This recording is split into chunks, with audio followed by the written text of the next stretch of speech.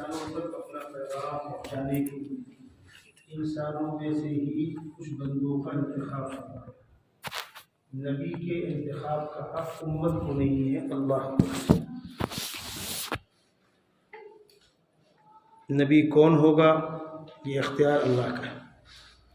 سیدنا محمد رسول اللہ صلی اللہ علیہ وسلم کی نبوت کے اعلان کے بعد مکے کے بعض لوگوں نے کہا کہ ان کو نبی بنا دیا، ان کے پاس باغ نہیں، بنگلہ نہیں، فوج نہیں، خادم نہیں، مکے یا طائف کے کسی بڑے چودھری کو بنایا ہوتا تو فائدہ زیادہ ہوتا۔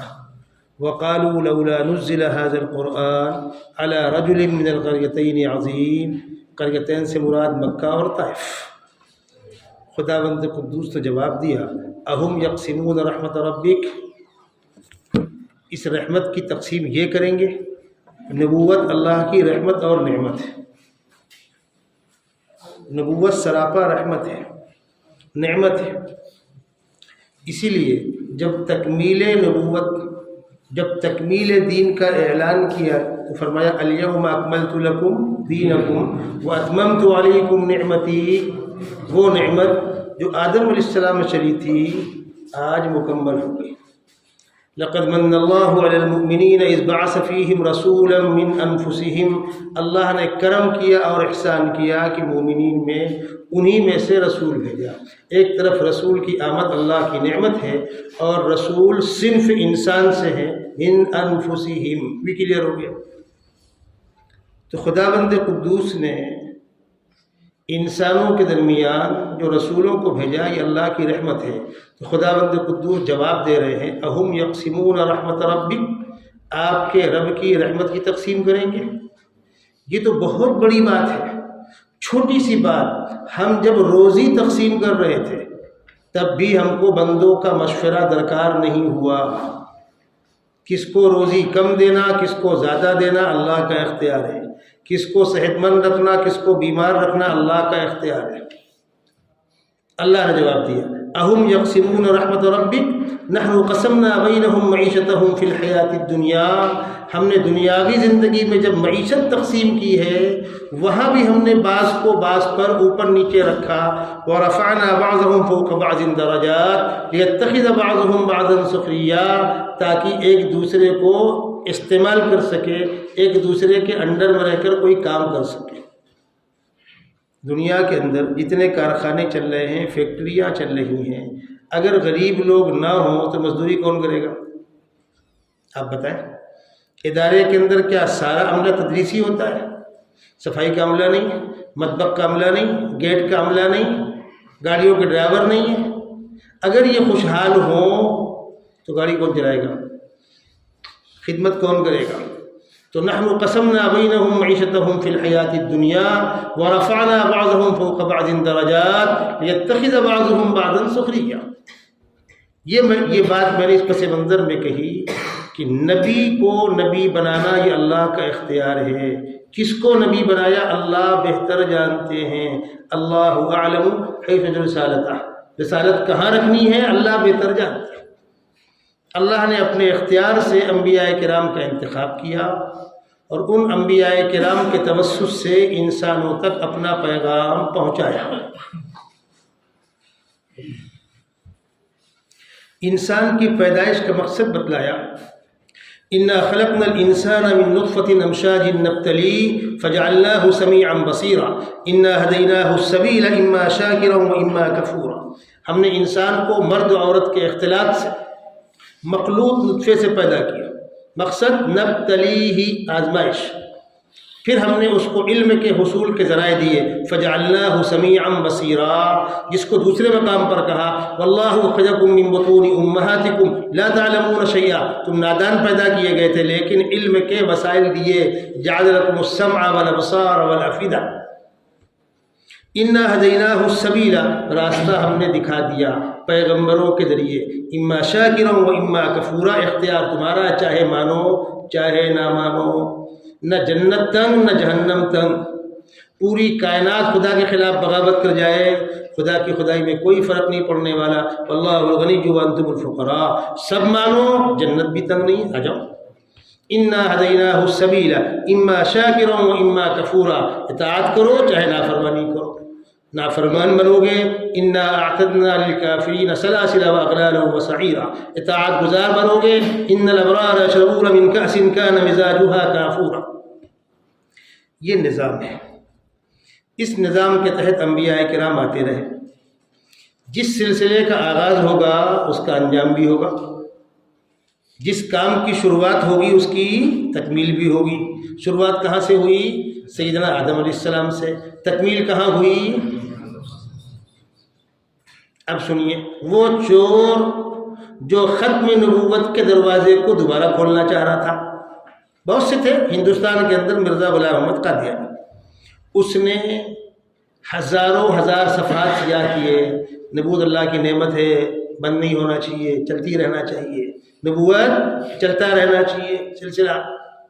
اب بیچارہ عام آدمی سوچتا ہے کہ ہاں نعمت تو ہے، تو نعمت کیوں چھین رہے ہو بھائی؟ انہوں نے ختم نبوت کو انقطاع نعمت اور سلب نعمت کے معنی میں کہا۔ ختم نبوت سلب نعمت نہیں ہے، ختم نبوت تکمیل نعمت ہے۔ ختم نبوت آپ پڑھتے آ رہے ہیں، اول دوم چاروں پنجم، اس سال آپ فارغ ہو گئے، ایک سلسلہ مکمل ہوا، اس فراغت پر افسوس کریں گے، نوحہ ماتم کریں گے، یا شکر ادا کریں گے خدا کا؟ کیوں؟ اس تعلیم کی تکمیل ہوئی۔ قرآن پاک بچہ پڑھنے بیٹھا، ایک پارہ، دو پارہ، 15، 18، 28، 29، 30، اب مکمل ہو گیا۔ آگے استاد کو مارو، آپ نے کیسے بچے کو نعمت سے محروم کر دیا؟ ہاں جی، جھگڑا کریں گے استاد سے، یا اس کو تحفے دیں گے کہ آپ کا شکر ہے آپ نے قرآن پاک بچے کو مکمل ختم کرایا۔ کسی بھی سلسلے کی تکمیل جو ہوتی ہے وہ عیب تو نہیں ہوتا۔ اسی لیے قرآن نے جہاں پر ختم نبوت یا تکمیل شریعت کا مضمون نقل کیا تو کیا کہا ہے؟ الیوم اکملت لکم دینکم، آج دین مکمل ہوا ہے، آج وہ نعمت تمام ہوئی، اتممت علیکم نعمتی، جو آدم علیہ السلام میں شروع ہوئی تھی۔ اور یہ ایک مستقل عنوان ہے کہ پچھلے انبیاء کرام کی امتوں کا الزام یہ ہے کہ صاحب آپ سب کو کنڈم کرتے ہوئے اپنے کو اچھا کہہ رہے ہیں۔ میں نے کل تذکرہ کیا نا کہ پچھلی کتابیں مٹ گئیں، محفوظ کتاب صرف اور صرف قرآن مقدس، کس کو خراب لگے گا؟ پچھلی کتاب والوں کو، یہود و نصارہ کو۔ ہم جب کہتے ہیں کہ پچھلے احکامات منسوخ، نیا حکم یہ ہے، تو وہ الزام دیتے ہیں کہ اللہ تعالیٰ کیا جاہل تھا نعوذ باللہ، اس کو پتہ نہیں تھا کہ آئندہ یہ ہونے والا ہے۔ آپ نے پڑھ رکھی یہ باتیں اصول فقہ کتابوں کے اندر، وہ اللہ کو صفی، جاہل کیا کیا نہیں کہتے، ان کو جواب دیا گیا۔ اور میں آپ کو جواب دوں آسان الفاظ میں، ایک ڈاکٹر کے پاس مریض پہنچتا ہے سیریس کنڈیشن میں، ڈاکٹر فوراً ایمرجنسی دوا چالو کر دیتا ہے، پھر یہ چیک اپ، وہ چیک اپ، وہ چیک اپ، اس کے بعد دوائی کینسل کر کے نئی دوائی لکھ دیتا ہے، اور 2-4 دن رکھ کر پھر فائنل نسخہ لکھ کر اس کو روانہ کر دیتا ہے۔ اب میڈیکل اسٹور والا کہہ رہے یار صبح دوا لے کر گئے تھے، شام کو پلٹانے آ گئے، ڈاکٹر ہے گھن چکر ہے، ڈاکٹر میں کمی نہیں ہے، مریض کے حالات پر ڈیپینڈ ہے۔ دیسی گھی بہت طاقتور ہے، اصلی شہد بہت طاقتور ہے، لیکن بچے کی آتے اس لائق نہ ہو تو ڈاکٹر صاحب بچے کو سوکھا ہو گیا ہے، ٹی بی ہو گئی ہے، بہت کمزور ہے، اس کو گھی پلاؤ طاقتور ہو جائے گا، جو آتے پیٹ میں ہو بھی جائے گی، اس کا متحمل تو ہو۔ تو انسانیت جن چیزوں کی متحمل تھی ان کو اس زمانے میں وہ چیز دی گئی۔ سیدنا محمد صلی اللہ علیہ وسلم کی تعلیمات میں یہ کہا گیا کہ یہ اسی سلسلے کی تکمیل ہے جس سلسلے کو 1.25 انبیاء کرام لے کر آگے بڑھاتے رہے۔ انا اوحینا الیک کما اوحینا الی نوح والنبیین من بعدی، یہ وہی سلسلہ ہے۔ شرع لکم من الدین ما وصی به نوحا والذی اوحینا الیک، یہ وہی سلسلہ ہے۔ قل ما كنت بدعا من الرسل، آپ کو یہ میں کوئی انوکھی بات نہیں کہہ رہا ہوں، یہ وہی سلسلہ ہے، اسی سلسلے کی تکمیل ہوئی ہے۔ جس خدا نے ان انبیاء کرام کو بھیجا تھا اسی خدا نے آخری نبی کو بھیجا۔ اعتراض کس بات کا؟ جھگڑا کس بات کا؟ لیکن چور اپنا کام کرتا ہے۔ کچھ لوگوں نے ختم نبوت کو انقطاع نعمت کہا، سلب نعمت کہا، اور دروازہ کھولنے کے لیے کوشش کی۔ اس قسم کے لوگ کہیں ملے آپ کو تو ان سے پوچھیے گا بھائی وہ جو گیٹ کھلا تھا آپ لوگوں دھکا مار کے، وہ بعد میں کھلا رہا کہ بند ہو گیا؟ مرزا غلام احمد قادیانی مرا ہوا کمبخت 1908 میں مر گیا مردود۔ آپ کا دعویٰ یہ ہے کہ نبوت جاری رہنی چاہیے، اب کون؟ کوئی نہ ہو تو میں بن جاؤں، اس کے بعد کون؟ اس کے بعد تو کوئی بھی نہیں۔ تو محمد صلی اللہ علیہ وسلم پر تکمیل ہوئی تو آپ کو اعتراض تھا، پھر آپ کی بات تو ہونا کہ نہیں ہونا چاہیے؟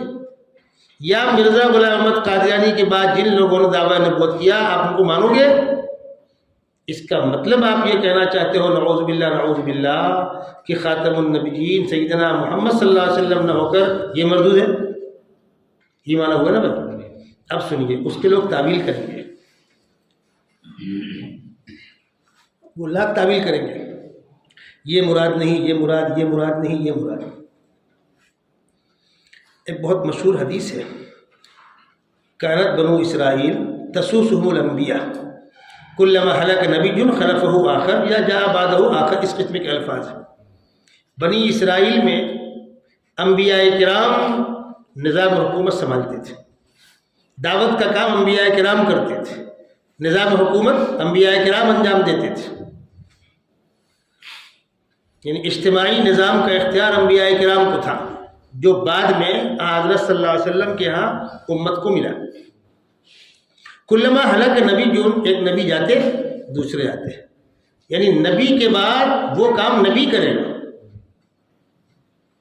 پھر فرمایا انا خاتم النبیین لا نبی بعدی سیکون بعدی خلفاء، میرے بعد نبوت نہیں ہوگی، میرے بعد خلفاء ہوں گے۔ جب تک نبی کے بعد نبی کا آنا جاری تھا تو خود خلافت نہیں تھی، اسی لیے پچھلے انبیاء کرام کے کوئی خلیفہ ہے؟ کوئی نہیں۔ نبی کے بعد نبی، نبی کے بعد نبی، اور آقا صلی اللہ علیہ وسلم کے ہاں خلافت ہے۔ خلافت اس بات کی دلیل ہے کہ اس کے بعد نبی نہیں۔ ٹھیک ہے، مرزا غلام احمد قادیانی مرا، اس کا پہلا خلیفہ حکیم نور الدین، دوسرا مرزا محمود، تیسرا بشیر الدین محمود، تیسرا طاہر، چوتھا ناصر، اور پانچواں مسرور۔ یہ پانچواں خلیفہ ہے۔ تو مرزا غلام احمد قادیانی کے مرنے کے بعد خلافت چلی۔ خلافت کہاں ہوتی ہے؟ جس کے بعد کوئی نبی نہیں۔ تو تم نے مرزا کا خلیفہ منتخب کیا، اس کا مطلب یہ ہے کہ تم مرزا کے بعد نبوت کے قائل نہیں ہو، تو تمہاری اپنی بات تمہارے خلاف پڑی کہ نہیں پڑی؟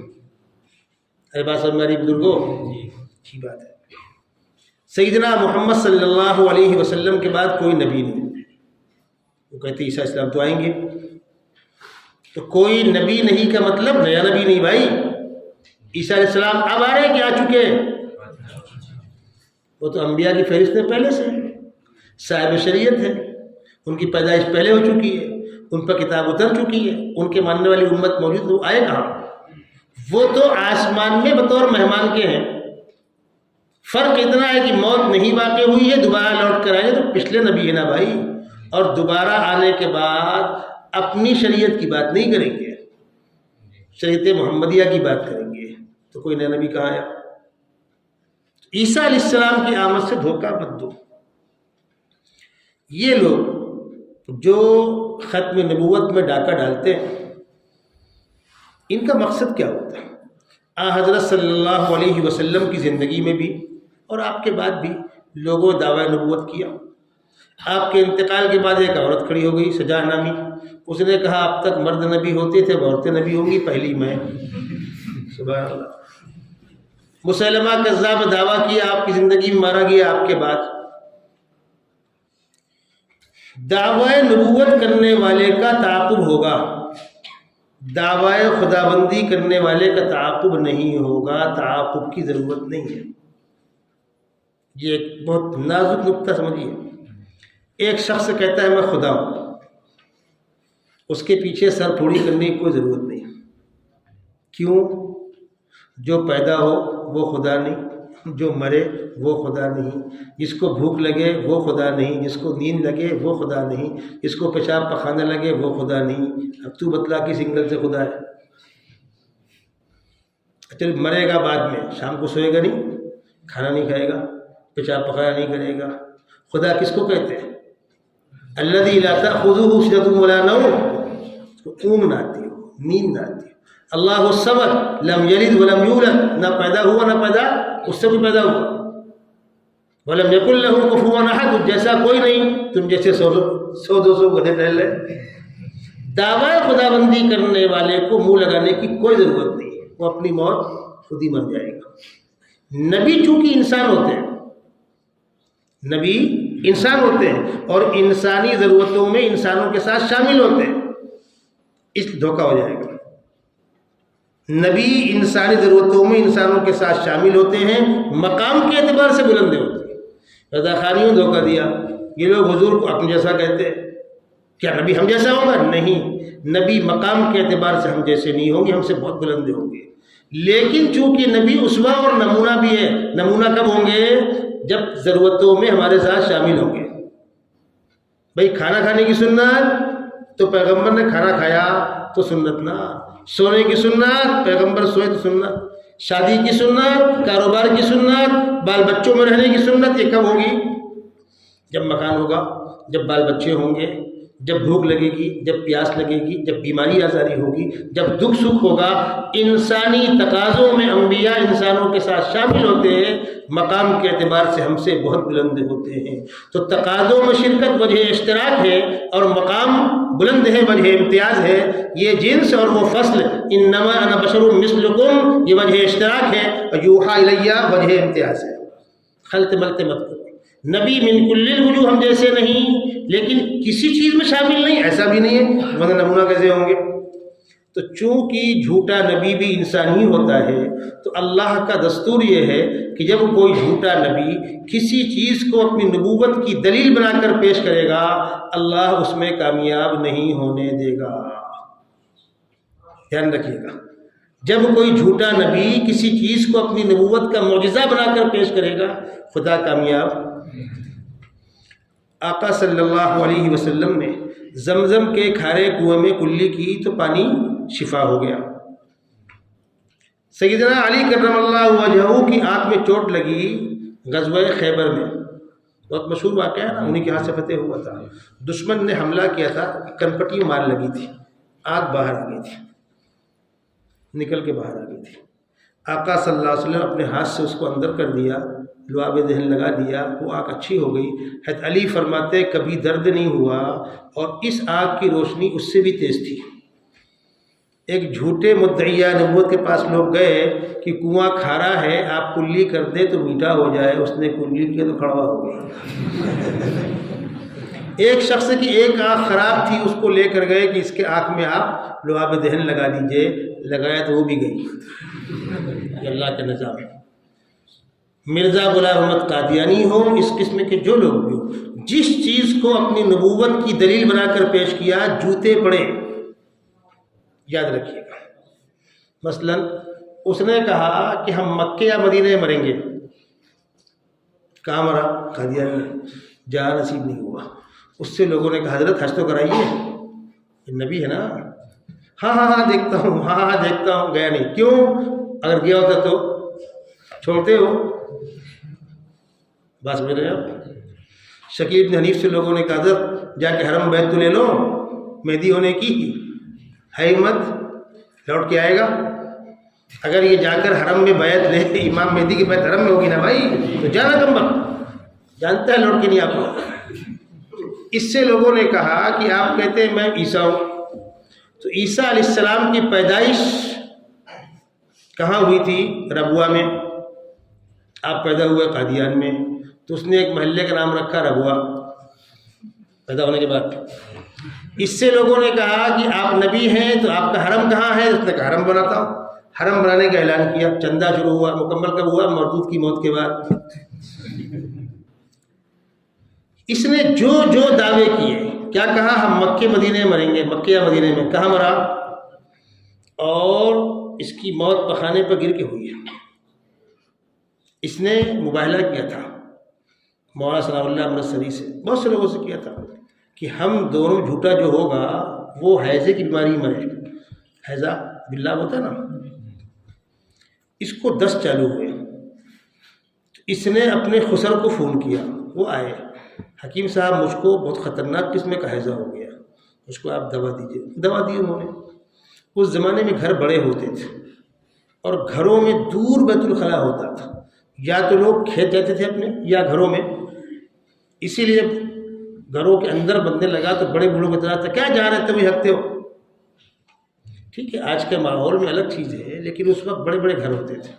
اب بیت الخلاء دور ہے، پلنگ یہاں رکھی ہے، کمزوری بڑھ رہی ہے، تو اس کی بیوی نے پردہ لگا کر قریب میں قدمچے رکھ دیے، لگے اٹھ کے جائے، لگے اٹھ کے جائے، لگے اٹھ کے جائے۔ ایک مرتبہ گیا تو آیا نہیں، تو اس کی عورت نے آواز دی، نہیں بولا، جا کر دیکھا تو اسی میں پڑا۔ پکی بات ہے۔ اسی پر کسی کہنے والے نے کہا ہے، مرزا جو ہوتا خدا کا نبی تو ٹٹی میں گر کے نہ مرتا کبھی۔ ایک موقع پر میں نے ایک واقعہ سنایا، مرزا سنڈا سے بڑا ہے، اس کی دلیل سنا دوں میں آپ کو۔ میں نے کہا قادیانیوں کو لے لو اور کہو بھائی ہم لوگ باہم مشترکہ دعا کرتے ہیں۔ کیا دعا کرتے ہیں؟ خدا بندہ تو نے جیسے ہمارے آقا سیدنا محمد صلی اللہ علیہ وسلم کو موت نصیب فرمائی ہے، ہم تمام مسلمانوں کو ویسی موت نصیب فرما۔ تو ہم کیا کہیں گے؟ آمین کہیں گے، نہیں کہیں گے؟ پھر ہم دعا کریں گے جیسی موت تو نے مرزا غلام احمد قادیانی کو دی ہے ویسے سارے قادیانیوں کو دے، کسی ایک کی زبان نہیں لگی، ورنہ سنڈا سے مرنا پڑے گا۔ ارے بات سمجھ آ رہے ہیں؟ معلوم پڑ جائے کتنے پانی میں ہو۔ اس کے بڑے عجیب تماشے ہیں، اس کی باتوں میں بے پناہ تضاد ہے۔ کبھی آپ مطالعہ کریں کتابوں کا، اس کے جھوٹا۔ اس قسم کے لوگوں کو کیوں کھڑا کیا جاتا ہے؟ ایک آپ کے ذہن میں ایک سوال آئے گا۔ جب میں دارالعلوم دیوبند میں پڑھ رہا تھا، میں نے اس موضوع کو مطالعہ کیا تو مجھے خود خلجان تھا کہ یہ دو باتیں ایک ساتھ جمع سمجھ میں آتی نہیں۔ کیا؟ پیراملی 4 تک پڑھا ہوا تھا، بعد لوگ کہتے چوتھی فیل تھا، کہتے چوتھی پاس تھا، بس 4 تک پڑھا ہوا تھا، دینی تعلیم بھی کچھ نہیں تھی۔ یہ کمبخت کتابیں کہاں سے لکھ رہا ہے؟ اس کی لکھی ہوئی کتابیں پڑھی ہوئی ننڈے ٹمائی نا، تو چوتھی پیراملی چوتھی پڑھا ہوا آدمی اتنا کم لکھ جائے گا۔ تو ہمارے ذمہ دار جو اس موضوع کے ماہر ایکسپرٹ لوگ، ان سے میں نے پوچھا، انہوں نے کہا بیٹا دیکھو ہوتا ایسا ہے، باطل فارمیٹ بنا کر ریڈی رکھتا ہے تو ریڈی ہے کندھے کی طرح سے۔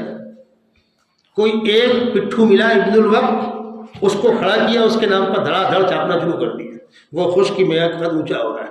وہی حال شکیل کا ہے، شکیل ابن حنیف کا وہی حال ہے، فارمیٹ بن کے دیے جا رہے ہیں اور ان کے نام پہ شائع ہو رہے ہیں۔ اس کے پیچھے جو حکیم نور الدین لگایا گیا تھا وہ قابل تھا، وہ عالم بھی تھا، طبیب بھی تھا، اور بہت بڑا چیپٹر تھا، اسی لیے اس کو پہلی خلافت ملی۔ تو بہت بڑی مقدار میں اس کے نام کی تحریریں اس کی نہیں ہیں۔ ایک کتاب ہے براہین احمدیہ۔ اچھا پیچھے لوٹیے، اس قسم کے لوگوں کو کیوں کھڑا کیا جاتا ہے؟ بہت غور سے اس بات کو سنیے گا۔ مرزا غلام احمد قادیانی کو کھڑا کیا گیا تھا 1857 کی دلی کی جنگ میں، جو علماء مقابلہ کر رہے تھے ان کے دل سے یا پورے ملک کے دل سے جذبہ جہاد ختم کرنے کے لیے۔ اس نے اپنے آپ کو عیسیٰ کہا، اور عیسیٰ علیہ السلام کی آمد کے بعد جب دجال مارا جائے گا تو پوری دنیا پر ایک جھنڈا لہرا اسلام کا۔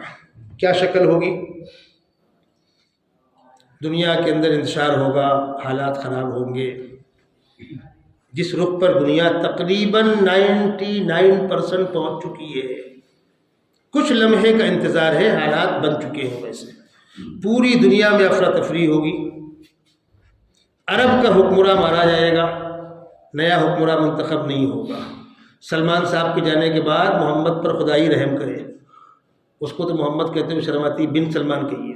حالات جو بتلا رہے، اس کے بعد کوئی ولی عہد نہیں، کوئی نائب نہیں۔ اس کے مارے جانے کے بعد حج بغیر امیر کا ہوگا، امت بہت بے چین ہوگی۔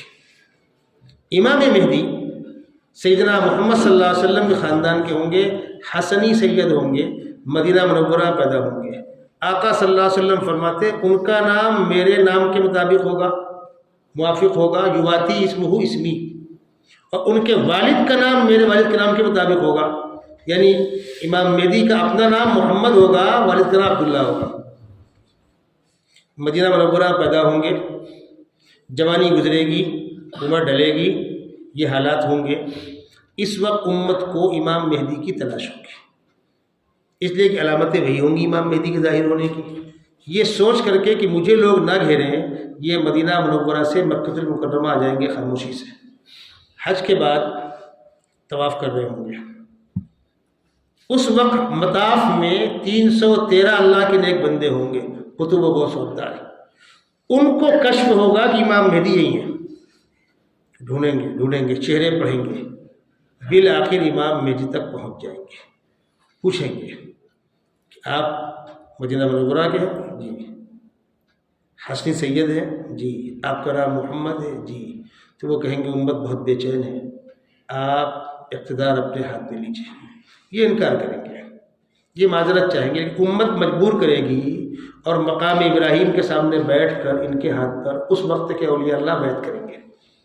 بس اس بیعت کی اطلاع پوری دنیا میں جنگل کی آگ کی طرح پھیل جائے گی۔ یہ وہاں سے نکلیں گے، مدینہ منورہ آئیں گے، روضہ اقدس پر صلاۃ والسلام کو نذرانہ پیش کریں گے، پھر شام کا رخ کریں گے۔ شام اس وقت میدان جنگ ہوگا، مسلمانوں اور عیسائیوں میں یا باطل طاقتوں میں ٹکراؤ جاری ہوگا۔ یہ پہنچ کر جنگ میں شامل ہوں گے اور گھمسان کی جنگ چلے گی، 6 سال تک جنگ گھمسان کی چلے گی۔ 6 سال کے بعد شور ہوگا، دجال ظاہر ہو گیا، وہ عراق اور شام کے بیچ سے نکلے گا، دعوی نبوت کرے گا، اصفہان تک پہنچے گا، تو یہودیوں کی ایک بڑی جماعت اس کے ساتھ شامل ہوگی، تقریباً 70,000 یہودی، بعض جگہوں پر 50,000 یہودی اس کے ساتھ شامل ہوں گے۔ وہ دعوی خداوندی کرے گا، 40 دن دنیا میں رہے گا، آتنک پھیلائے گا۔ پہلا دن 1 سال کے برابر، دوسرا دن 1 ماہ کے برابر، تیسرا دن 1 ہفتے کے برابر، باقی دن نارمل۔ تو 1 سال 1 مہینہ 7 دن، تو 40 میں 3 کم ہوئے، 1 سال 1 مہینہ 7 دن، یعنی 1 سال 37 دن، اور 37 وہ 40 والے 74 ہوا، 1 سال 74 دن ہوا۔ ارے بھائی 40 میں 3 کم ہوئے نا، پہلا دن 1 سال کے برابر، دوسرا 1 ماہ کے برابر، تیسرا ہفتے کے برابر، تو 1 سال 37 دن ہوا، 3 دن جگہ پر 37 باقی وہ تھے، 37 ہوا 74 ہوا، 1 سال 74 دن کم وقت رہے گا، مکے مدینے میں داخل نہیں ہو پائے گا۔ میں اختصار سے عرض کر رہا ہوں تاکہ اگلی باتیں آپ سے کر سکوں۔ ان حالات میں امام مہدی کی فوج دجالی فوج سے ٹکرائے گی، اور پھر مسلمان سمٹتے سمٹتے کم بچیں گے۔ دمشق کی مسجد میں عشاء کی نماز کے بعد رات میں اٹھ کر دعائیں کرتے ہوں گے، خداوندہ ہماری مدد فرما۔ صبح سب کو جام شہادت نوش کرنی ہے۔ باہر دجال 50,000 سے زائد فوج لے کر مسجد کو گھیرے کھڑا ہوگا، اور مسلمان مسجد کے اندر ہوں گے۔ ان کے حساب سے یہ آخری رات ہوگی، آئندہ ہم میں سے کوئی بچے گا نہیں۔ فجر کی اذان ہوگی، لوگ سنت پڑھیں گے، تکبیر ہو رہی ہوگی، امام مہدی مسلح پر ہوں گے۔ عیسیٰ علیہ السلام 2 فرشتوں کے کندھوں پر ہاتھ رکھے مسجد کے منارے تک فرشتے اتار کے چلے جائیں گے۔ آپ آواز دیں گے، اللہ کے بندو، میں عیسیٰ ابن مریم دوبارہ آ گیا ہوں، مجھ کو اتار لو۔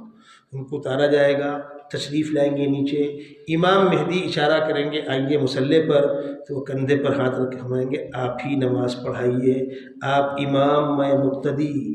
کیف انتم اذا نزل فیکم ابن مریم و امامکم منکم، تمہاری خوشی کا اس وقت کیا حال ہوگا جب تمہارے درمیان ابن مریم نازل ہوں گے اور تمہارا امام مسلح پر ہوگا اور وہ مقتدی بن کے نماز پڑھیں گے۔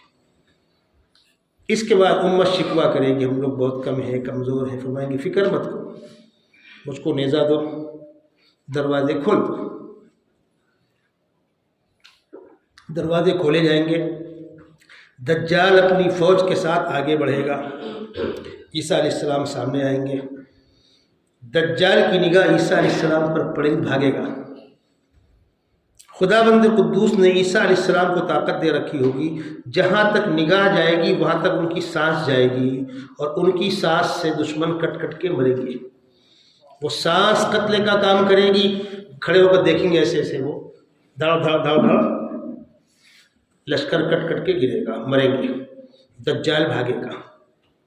یہودی اکثر مارے جائیں گے، چند کو چھوڑ کر کوئی طائب نہیں ہوگا، یہودی مارے جائیں گے، دجال بھاگے گا۔ عیسیٰ علیہ السلام دمشق سے دجال کو دوڑائیں کہاں تک؟ عند باب لد۔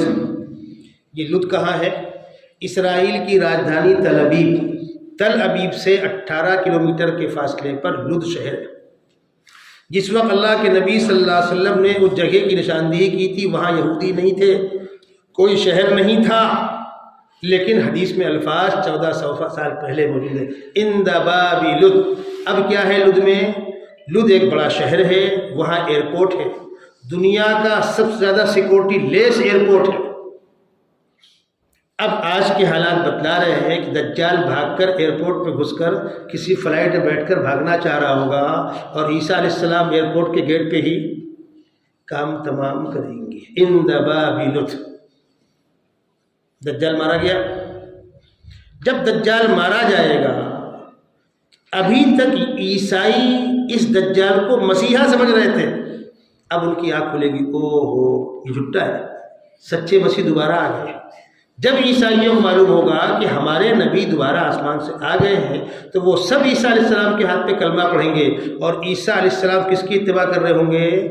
شریعت محمدیہ کی۔ وَإِن مِّنْ أَهْلِ الْكِتَابِ إِلَّا لَيُؤْمِنَنَّ بِهِ قَبْلَ مَوْتِهِ وَيَوْمَ الْقِيَامَةِ يَكُونُ عَلَيْهِمْ شَهِيدًا۔ یہودی مارے گئے، عیسائی عیسیٰ علیہ السلام کے وسط اسلام میں آ گئے، بچا کون؟ باقی جو اور ہیں وہم پرست، شرک پرست، یہ پہلے ہی ختم ہو چکے ہوں گے۔ نظریات جنگ 3 قوموں کے اندر، عیسائیوں میں، یہودی مسلمانوں میں، چوتھی کوئی نظریاتی قوم نہیں ہے، کوئی آسمانی مذہب والی قوم نہیں ہے۔ یا تو اللہ ہدایت دے گا یا چٹنی ہو جائے گی۔ جب ایک کلمہ ہو جائے گا دنیا کے اندر اور اسلامی جھنڈا لہرا رہا ہوگا، کفر کا نام و نشان نہیں ہوگا، تو جہاد ہوگا، جہاد منسوخ ہو جائے گا۔ عیسیٰ علیہ السلام کے آنے کے بعد جہاد، یہ حدیث میں الفاظ ہے۔ مرزا غلام احمد قادیانی سے جہاد کے منسوخ کرانے کا کام لینا تھا انگریز کو۔ اب کیا کریں؟ چل مسیح بن۔ اس گدھے کو مسیح بنایا گیا، کائے کے لیے؟ ان سے پوچھا حضرت دجال سے آپ کی جنگ ہوئی؟ سبحان اللہ، وہ تو پیدا ہوئے تھے کہاں؟ فلسطین میں۔ آپ کہاں پیدا ہوئے؟ ہندوستان میں۔ کوئی جوڑ؟ وہ پیدا ہوئے بغیر باپ کے، تو کمبخت تیرا باپ مرتضیٰ ہے۔ جو شکیل کہتا ہے میں مسیح ہوں، تیرا باپ تو حنیف ہے، تو دربھنگا میں پیدا ہوا، وہ کہاں پیدا ہوا؟ کیا جوڑے؟ یہ موسو کی دال۔ لیکن انگریز نے اس کام کے لیے اس کو استعمال کیا، تحریریں لکھوائی۔ کبھی کبھی کیا ہوتا ہے، کوئی چیز تھوڑا سا کڑک ہو جاتی ہے، ہارڈ ہو جاتی ہے، تو مرزا غلام احمد قادیانی کا دعویٰ نبوت تھوڑا سا ہارڈ ہو گیا، اس کو پیچھے کیا گیا۔ اس کے بعد دوسرے کھڑے کیے گئے جہاد کو ختم کرانے والے اعلیٰ حضرت۔ اسی لیے انہوں نے مجاہدین آزادی کو اٹیک کیا ہے، جو میں نے بتلایا پچھلی مجلس میں آپ کو۔ ان کا اختلاف علماء دیوبند سے نہیں تھا، مجاہدین آزادی سے تھا۔ چونکہ دیوبند مجاہدین کی چھاونی تھی اس لیے ہم نشانہ بنے، ورنہ اصل اختلاف کس سے تھا؟ مثلا مولانا ابوالکلام آزاد وہ کہاں قاسمی تھے، علامہ اقبال وہ کہاں قاسمی تھے، یا دارالعلوم دیوبند کے قیام سے 36 سال پہلے شاہ اسماعیل شہید، سید احمد شہید وہ کہاں قاسمی تھے؟ بھائی ان کی آپ تکفیر کیوں کی؟ انگریز کے خلاف مورچہ لینے والے ہر فرد کی تکفیر کرنا ہے، یہ اس کا آپ کو کنٹراکٹ ٹھیکہ دیا گیا تھا۔ اس کم وقت کو عوام میں مقبول کرانے کی طریقہ کار کیا اپنایا گیا؟ تقریباً 90 کے آس پاس دعویٰ نبوت کیا اس نے۔ اس سے پہلے حالات کیا تھے؟ پورے ہندوستان کے اندر انگریز پادری گھوم گھوم کر کے عیسائیت کا پرچار کرتے، مناظرے کا چیلنج کرتے، اور ہمارے علماء اس کا دفاع بھی کرتے تھے، جواب بھی دیتے تھے، اور سینے پر گولیاں بھی کھائی۔ اب اس کو عوام کے اندر مقبول بنانا ہے، تو جہاں کہیں عیسائی پادری تقریر کر رہا ہے پہنچ گیا، 2 ہاتھ کی، اور پادری جان بوجھ کے ہار گیا. واہ صاحب کیا مولانا ہے، کیا اچھا بھاری مولانا ہے بھائی، یہ مشہور ہو گئے. اب ان کے نام سے پرچے نکلنے لگے، کتابیں چھپنے لگیں. ایک کتاب اس نے چھاپنے کا اعلان کیا 50 جلدوں میں، براہین احمدیہ. اب اس وقت تک دعویٰ نبوت نہیں کیا تھا نا بھائی، تو شروع میں تو بڑا مقبول تھا. آپ لوگ چندہ دیں، میں ڈسکاؤنٹ میں آپ کو 50 جلدیں دوں گا. چندہ آیا، ایک جلد آئی، دوسری آئی، تیسری آئی. اب کتنا غریب لکھے گا، اور اعلان کیا تھا 50 جلدوں کا. اب چوتھی نہیں آتی، خطوط آنا شروع ہوئے. حضرت کیا بات ہے، طبیعت اچھی ہے، خدا کرے آپ بعافیت ہو، اگلی قسط کب آ رہی ہے. کافی دنوں کے بعد چوتھی آئی تو پانچویں نہیں آتی. ایک عرصے کے بعد پانچویں آئی تو اس کے مقدمے میں لکھا ہوا ہے، آپ کھول کے پڑھ لیجئے گا کہ 50 اور 5 میں ایک نقطے کا فرق ہے. پانچویں کو 50 سمجھی جائے. یہ کمبخت دعوی نبوت کرے گا بعد میں آئے. نبی ایسا ہوتا ہے جھٹا. تقریباً 54-55 سال کی اس کی عمر ہے. اس پر میں تفصیلی بات تو نہیں کر پاؤں گا، اشارے کر رہا ہوں. یہ جوانی میں ہی نامردی کا شکار ہو گیا تھا. خود لکھا اس نے، علاج کرتا تھا. اب اس بڑھاپے میں 50 سال اس کی عمر ہو چکی ہے. اس کے خاندان کی ایک بڑی خوبصورت لڑکی تھی محمدی بیگم، اس پر نگاہ ٹک گئی اس کی. محمدی بیگم کے والد مرزا کے پھوپھیزاد یا خالزاد بھائی تھے، ماموزاد یا پھوپھیزاد بھائی تھے. ایک زمین کا مسئلہ ایسا تھا کہ مرزا کی وہاں سائن لگنے والی تھی. وہ کاغذ لے کر آ گیا، ٹھیک کر دیتا ہوں، کل آؤ دیکھتا ہوں. جب کل گئے تو کہا بھائی میں کر تو دوں گا لیکن تمہاری بچی سے مجھ کو نکاح کرنا ہے. اس نے کہا حضرت آپ کی عمر 54-55 سال کی ہے، میری بیٹی 15-16 سال کی، اگر کوئی جوڑ ہوتا میں کر دیتا، اور ویسے بھی آپ اس لائق نہیں ہیں، میں بچی کی زندگی سے کھلواڑ نہیں کر سکتا. اس نے کہا میں سائن نہیں کروں گا. کہا آپ مت کرو سائن، یہ باتیں کتابوں کے اندر موجود ہیں، آپ مت کرو سائن. سائن نہیں کیا. اب اس کے اوپر وہی نازل ہونا شروع ہوئی. محمدی بیگم تھے، نکاح میں آئے گی. زوجنا کہا فلما قضا زید منها وطرا زوج، اس کے الفاظ باقاعدہ کتاب زوجنا کہا ہم نے تمہارا نکاح آسمان میں کر دیا، اٹھا کے لے جاؤ. محمدی بیگم کے باپ نے کہا کیا بدتمیزی بھائی. اس نے بہت کوشش کی، کامیاب نہیں ہوا. اب اس نے وہی سنانا شروع کی، محمدی بیگم سے جو شادی کرے گا وہ مر جائے گا. بس سمجھ میں آ رہی ہے. ایک نوجوان کھڑا ہو گیا، میں کرتا ہوں. شادی بھی ہو گئی، مرا نہیں. یہ پوری زندگی عاشق نامراد کوشش کرتا رہا، کامیاب نہیں ہوا. محمدی بیگم اور اس کے شوہر کا زندہ رہنا اس مردود پر جوتے ہیں کہ نہیں ہے. یہ میں آپ کو مثالیں دے رہا ہوں کہ جب کوئی دعوی نبوت کی مثال کے طور پر کوئی چیز پیش کرے گا، خداوند قدوس اس کو کامیاب نہیں ہونے دیں گے. حضرت موسیٰ علیہ السلام کا مقابلہ جادوگروں سے ہوا. جادوگر موسیٰ علیہ السلام کو جادوگر سمجھ کے آئے تھے، یہ حقیقت ہے. وہ پیغمبر کے مقابلے میں نہیں آئے تھے. جادوگر مقابلہ کریں گے. جب انہوں نے وہ حالات دیکھے تو ان کو یقین ہو گیا کہ جادوگر تو نہیں ہے. جب جادوگر نے تو کیا ہے، پھر نبی ہیں. توبہ توبہ، ہم نبی کے مقابلے میں آئے تھے.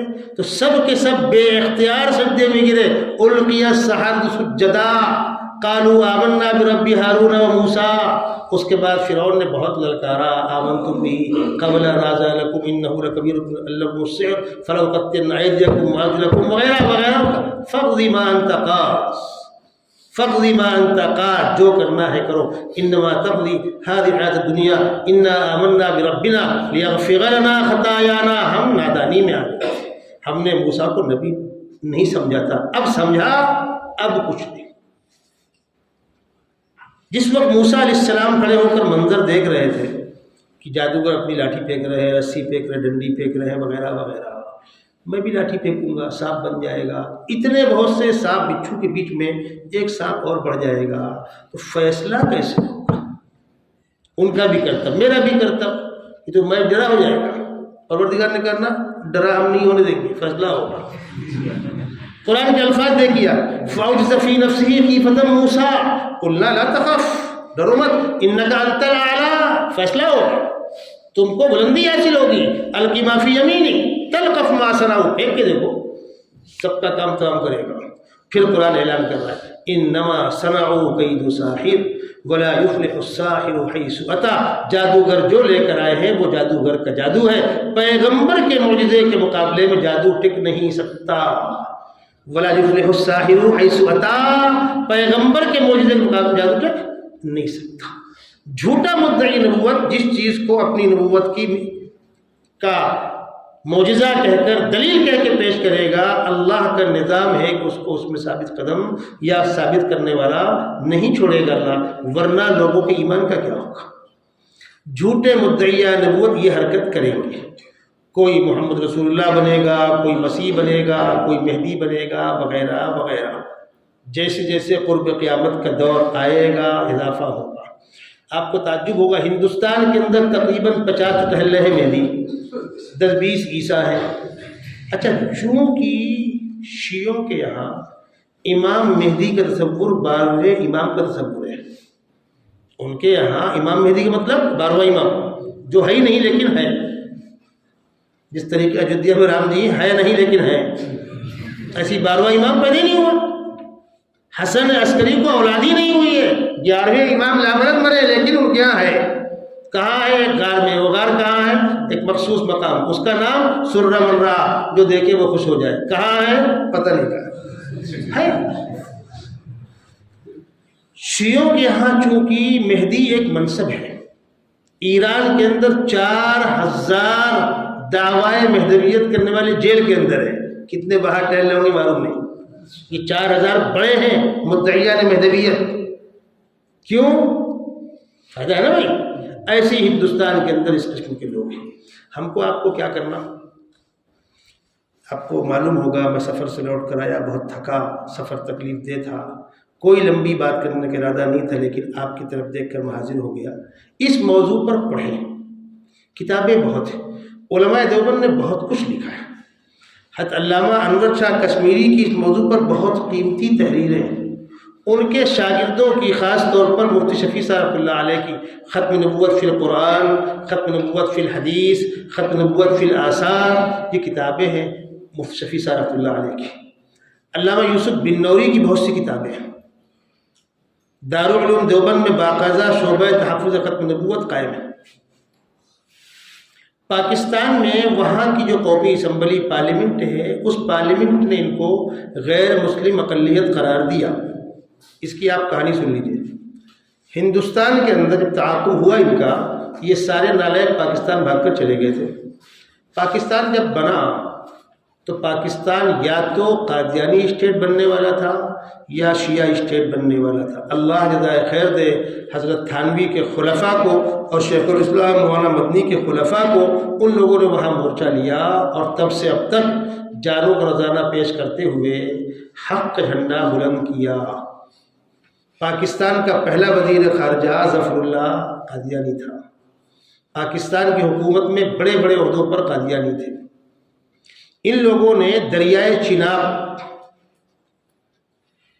اس دریائے چناب کے بغل سے ایک شہر بسایا انہوں نے، ربوا، بہت بڑا خطہ لے کر اس کو قادیانی شہر بسایا۔ ربوا عیسیٰ علیہ السلام کی جائے پیدائش، وَجَعَلْنَا مَرْيَمَ أُمَّهُ آیَةً وَآوَيْنَاهُمَا إِلَىٰ رَبْوَةٍ ذَاتِ قَرَارٍ وَمَعِينٍ، تو ربوا نام کا شہر بسایا۔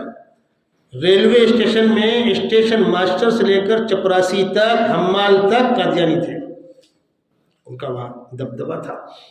کسی موقع پر مسلم بچوں سے قادیانی بچوں سے جھگڑا ہوا، مسلم بچوں نے قادیانی بچوں کو مار دیا۔ انہوں نے اگلے اسٹاپ پر اپنے لوگوں کو بلا کر ڈنڈا، لاٹھی، سریا سے مسلم بچوں کو بہت مارا۔ پوری پاکستان میں آگ لگی۔ بھٹو کا زمانہ تھا 73-74 کا، مطلب آپس میں قتل عام ہو جائے گا۔ بڑے علماء میدان میں آئے، مولانا تقی عثمانی وغیرہ اس وقت نوجوان فضلاء میں تھے، علامہ یوسف بن نوری وغیرہ بڑی عمر کے لوگ تھے۔ باقاعدہ وہاں کی پارلیمنٹ میں 4 ماہ بحث چلی ہے، جس کو جو ثابت کرنا ہے کرو۔ قادیانیوں کو پورا موقع دیا گیا، تفصیلی بحث ہوئی، اور پاکستان کی پارلیمنٹ نے 1974 میں ان کو غیر مسلم اقلیت قرار دیا۔ اب وہاں سے امید ختم ہو گئی، پھر لوٹ کے انڈیا آ گئے، اس لیے چوروں کا اڈا ہے نا۔ دھیان رکھیے گا۔ اب سنیے، 1986 میں دارالعلوم دیوبند میں مولانا عاصم مدنی نور اللہ مرقدہ نے جمعیت علماء کے پلیٹ فارم سے پورے ہندوستان کے علماء کا ایک بڑا سیمینار کیا 86 میں۔ اس سیمینار کے کتابچے اگر آپ کے ہاتھ لگے ہوں گے، ریکارڈ میں ہوں گے، صاف لکھا ہوا ہے یہ 74 کے بعد لوٹ کے وہاں سے کیوں انڈیا آئے۔ پھر انہوں نے انڈیا کے اندر سرگرمی تیز کی اپنی، تو تحفظ ختم نبوت کا شعبہ دارالعلوم دیوبند میں قائم ہوا۔ ان کو پاکستان کی پارلیمنٹ نے، قومی اسمبلی نے 74 میں غیر مسلم اقلیت قرار دے دیا تھا، لیکن اس وقت بھی زمین تنگ نہیں ہوئی تھی۔ تنگ کب ہوئی؟ جنرل ضیاء الحق نے 84 میں اس کے خلاف آرڈیننس پاس کیا، یعنی جو پارلیمنٹ کا فیصلہ ہے وہ نافذ کیا جائے۔ اب ان کو اذان دینے کی اجازت نہیں ہے، مسلمانوں کو قبرستان میں دفن کرنے کی اجازت نہیں ہے، اپنے آپ کو مسلمان کہنے کی اجازت نہیں ہے۔ جب 84 میں ضیاء الحق نے اس کا نفاذ کیا ہے، یہ بھاگ کر انڈیا آئے اور دارالعلوم دیوبند میں تحفظ ختم نبوت کانفرنس بلا کر 86 میں یہ کام شروع کیا گیا۔ اس کی پوری فائل موجود ہے ریکارڈ کے اندر، پارلیمنٹ میں کیا بحث چلی۔ ہمارے اکابر علامہ یوسف بن نوری وغیرہ علامہ انور شاہ کشمیری کے اہم شاگردوں میں تھے۔ علامہ کشمیری کے شاگردوں میں سے مصطفی صاحب خود، علامہ یوسف بن نوری وغیرہ، ان لوگوں کی بہت تحریر ہے اس موضوع پر، بلکہ اگر آپ سرچ کریں گے نیٹ پر تو آپ کو بہت کچھ ملے گا۔ دارالعلوم دیوبند سے آپ رابطہ قائم کریں گے تحفظ ختم نبوت کے موضوع پر۔ آخری دور میں بڑی پختہ، بڑی آسان کتاب ہے قادیانیت پر غور کرنے کا ضروری راستہ، قادیانیت پر غور کرنے کا آسان راستہ، اس عنوان پر مولانا منظور چنیوٹی کی کاپی تھی جو شائع کی گئی۔ آپ میں کسی کے پاس ہے وہ؟ مفتی سلمان صاحب منصوری نے کام کیا ہے اس پر، مرزائیت پر غور کرنے کا آسان راستہ، ایسا کچھ نام ہے اس کا، پیلا ٹائٹل ہے اس کا، تقریباً 100-150 صفحے کی ہے۔ اس موضوع پر، تحفظ ختم نبوت کے موضوع پر واقعتاً وہ شخص مناظر اسلام تھا، میں ان کا شاگرد ہوں، دیوبند وہ آئے تھے، واقعتاً وہ مناظر اسلام تھے، اور وہ اسی علاقے میں رہتے تھے جہاں پر ربوہ شہر بسایا گیا تھا، جس کو بعد میں کینسل کر کے چناب نگر کیا گیا۔ ان کم بختوں نے اس کو کیا بسایا تھا؟ ربوہ، اس کو چناب نگر نام بدلی کیا گیا۔ وہ تشریف لائے دارالعلوم دیوبند 3-4 دن کے لیے، رات و دن ان کا درس ہوتا تھا۔ ان کی کاپی تھی تربیت کی، بعد میں چھپی ہے، وہ ختم نبوت نے شائع کیا ہے اس کو۔ آخری دور کی کتابوں میں سے اہم کتاب ہے وہ، اس کو آپ لوگ حاصل کریں اور اپنے ان بڑوں کی آپ تحریریں پڑھیں۔ مفتی شفیع صاحب نے بھی معارف القرآن میں مختلف موقعوں پر کھل کر گفتگو کی اس موضوع پر، جو آیت میں نے آپ کے سامنے پڑھی خاتم النبیین والی، اس کے ضمن میں بھی تفصیلی گفتگو ہے۔ تو الحمدللہ ہمارے بڑوں نے بڑا کام کیا، لیکن چونکہ قرب قیامت کا دور ہے، فتنے سر اٹھائیں گے، ہم علماء کی ذمہ داری ہے ان فتنوں کو سمجھیں، ان کی سرکوبی کے لیے میدان میں آئیں، اور کبھی ایسے حالات ہو جائیں کہ تحفظ ختم نبوت کی دفاع میں جان کا نذرانہ پیش کرنا ہو تو اس کو اپنی سعادت سمجھیں، جام شہادت سمجھ کر قبول کریں، تاکہ آقا صلی اللہ علیہ وسلم کی ہم کو شفاعت نصیب ہو سکے۔ بس اتنی بات پر آج بات مکمل کر رہا ہوں۔ آپ لوگ کے ذہن میں کچھ سوالات ہو تو آپ پیش کریں، کم سے کم وقت مجھے فارغ کریں، میرا کل پھر سفر ہے، بس آپ لوگوں کی محبت تھی اس لیے میں حاضر ہو گیا۔ کچھ پوچھنا ہو تو آپ پرچی بھیج دیجیے، لیکن اسی موضوع پر پرچی بھیجیے گا، کل جیسا مت کیجیے گا پورا ہندوستان لے کے بیٹھ جائے گا۔ جس موضوع پر گفتگو ہوئی اس موضوع پر کچھ پوچھنا ہو تو بتلائیے۔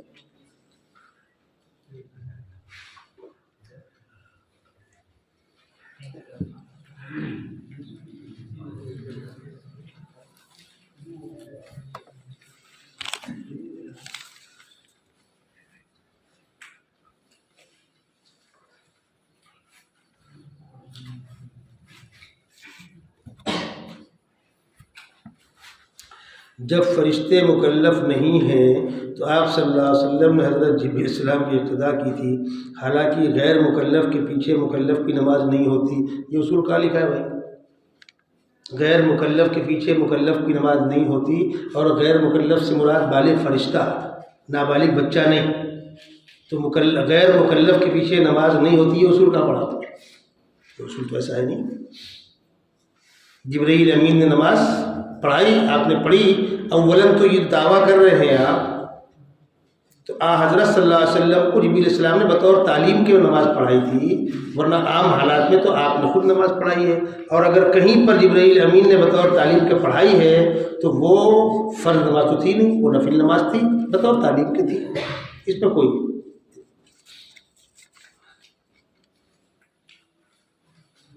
مفتی صاحب حیات صحابہ پڑھنے کے لیے سال لگانا ضروری ہے؟ کہاں پڑھی جاتی ہے بھائی؟ جہاں پڑھی جاتی ہے ان کا اصول ہوگا، شریعت کا اصول نہیں، وہ اپنا ان کا نظام ہوگا۔ آپ طالب علم میں داخلہ کب ہوگا، امتحان کب ہوگا، چھٹی کب ہوگی، اپنا نظام ہوگا، ان کا نظام ہے وہ، اس کا تعلق شریعت سے الگ سے نہیں ہے کہ آپ اپنے کمروں نہیں پڑھ سکتے، ان کے نظام میں انہوں نے کہا کہ پڑھے گا، مرضی ان کی۔ علامات قیامت پر کچھ کتابوں کی رہنمائی فرمائیں۔ علامات قیامت ان موضوع پر جس پر گفتگو ہوئی ہے، اس موضوع کی تمام کتابوں کے اندر علامات قیامت ملیں گی، اور ایک کتاب ہے اس کا نام ہے قیامت، اس میں بہت سے علماء کے مضامین جمع کر دیے گئے ہیں، موٹی کتاب ہے، وہ موضوع پر اہم کتاب ہے، اس کتاب کا ہی نام ہے قیامت۔ تعلیم وغیرہ ملتی، میں نے پڑھی ہے، اتفاق اس وقت میرے ساتھ میں نہیں ہے، اس میں اہم مضامین ہیں، اس کو پڑھیے، اس میں بہت سے بزرگوں کے مضامین ہیں، علامہ یوسف بن نوری کے ہیں، مفتی شفیع صاحب کا مضمون ہے، شیخ الاسلام مولانا مدنی کا مضمون ہے، مختلف لوگوں کے اس موضوع پر مضامین جمع کر دیے، اس کتاب کا نام ہی قیامت ہے۔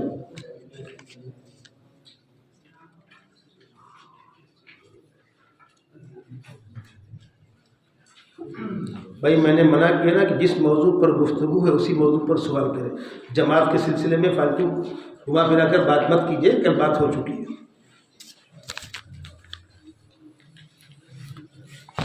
برائے مہربانی شکیل ابن حنیف کے بارے میں مختصر بیان کیجیے، عین نوازش ہوگی۔ وہ دعویٰ مہدویت بھی کرتا ہے، دعویٰ عیسیٰ بھی کرتا ہے، وہ کہتا ہے میں عیسیٰ بھی ہوں، مہدی بھی ہوں، اور مہدی کی بات سن لیجیے، جب اس سے کہا گیا امام مہدی کا نام محمد ابن عبداللہ ہوگا تو کمبخت شکیل ابن حنیف کو محمد کہاں ہے؟ اس نے کہا محمد شکیل ہوں میں، سنتے رہیے آپ، محمد شکیل ہوں میں، کہتے نا بے حیا باز ہر چروائی کن، تو اس کی ڈگری لوگ نکال رہا ہے پٹنہ سے اور بہار کے مختلف مقامات سے، سب پہ ڈگری میں لکھا ہوا ہے محمد نہیں ہے، شکیل ابن حنیف خان۔ اب بول، تو جو کمبخت اتنا بڑا فراڈی ہو، 18 سال کی عمر ہے، داڑھی چہرے پہ نہیں ہے، میرے پاس وہ ریکارڈ موجود ہے، اس کا پی ڈی ایف میرے پاس، میں بعض ساتھیوں کو فارورڈ کر دوں گا، آپ دیکھ لیجیے گا، 18 سال کی عمر ہے، پینٹ شرٹ پہنا ہے، داڑھی نہیں ہے، جھٹا۔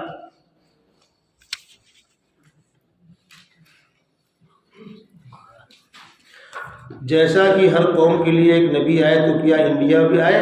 بالکل آئے ہوں گے، بہت بڑا ملک ہے، کون آیا تھا وہ صراحت تو کہیں بھی نہیں ہے، یہ ملک انبیاء سے خالی نہیں تھا، بلکہ یہاں جو قوم بس رہی ہے، جو ان کے اطوار و عادات ہیں، ایسا لگتا ہے کہ پرانے زمانے کے انبیاء کرام کی بگڑی ہوئی امتیں ہیں۔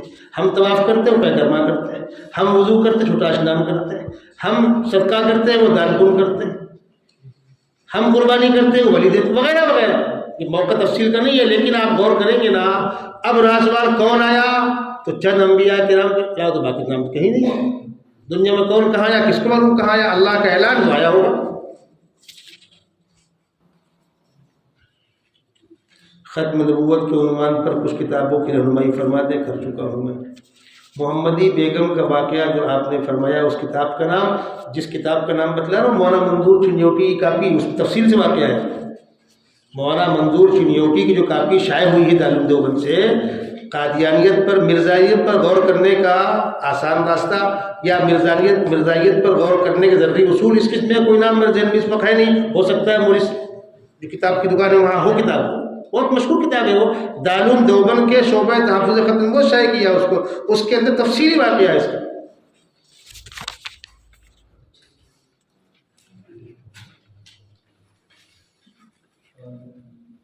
کیا دیوتا لوگ جیسا کہ رام جی، ہنومان جی وغیرہ نبی یا ولی ہو سکتے ہیں؟ غالباً مولانا ابوالکلام آزاد کا کہنا ہے کہ یہ سب یا بعض نبی تھے، نہیں، نبی تو کوئی بھی نہیں کہتا، جو بات میں کہہ رہا ہوں کہ بعض انبیاء کرام کی بگڑی ہوئی تعلیمات کا حصہ ہے، جس کی طرف قوم چل رہی ہے، کون تھا، کہاں کا تھا، کب آئے، کسی پتہ نہیں ہے۔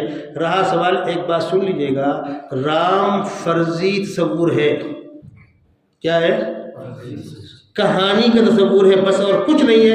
انداز سے لوگوں نے کہا ہے قوم محترم مانتی، ہو سکتا ہے کوئی رہے ہو تو ہو سکتا ہے، امکان در امکان، اس کی کوئی حیثیت نہیں۔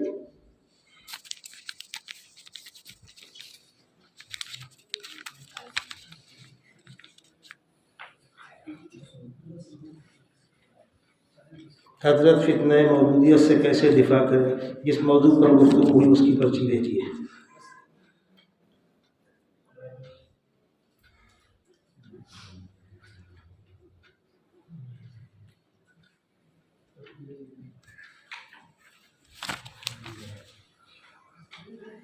ہاں ایک اہم سوال کر رہا ہے بیچارہ، آپ کے کتنے بیٹے ہیں؟ آپ سے مراد آپ صلی اللہ علیہ وسلم یا میں؟ ہاں بھائی اس کی پرچی ہے، اوپر سے سوال بنا رکھا ہے، آپ صلی اللہ علیہ وسلم کے 2 بیٹے ہیں اور ایک بیٹا ماریہ قبطیہ کے پیٹ سے ابراہیم ہے۔ آپ لوگوں نے اگر وہ کتاب پڑھ رکھی ہوگی جو آپ ایک کورس کا حصہ ہے، دوبارہ اس کو دیکھ لیجیے گا۔ جی میرے ایک ہی بیٹا میرا۔ امام مہدی کے لیے لفظ کیا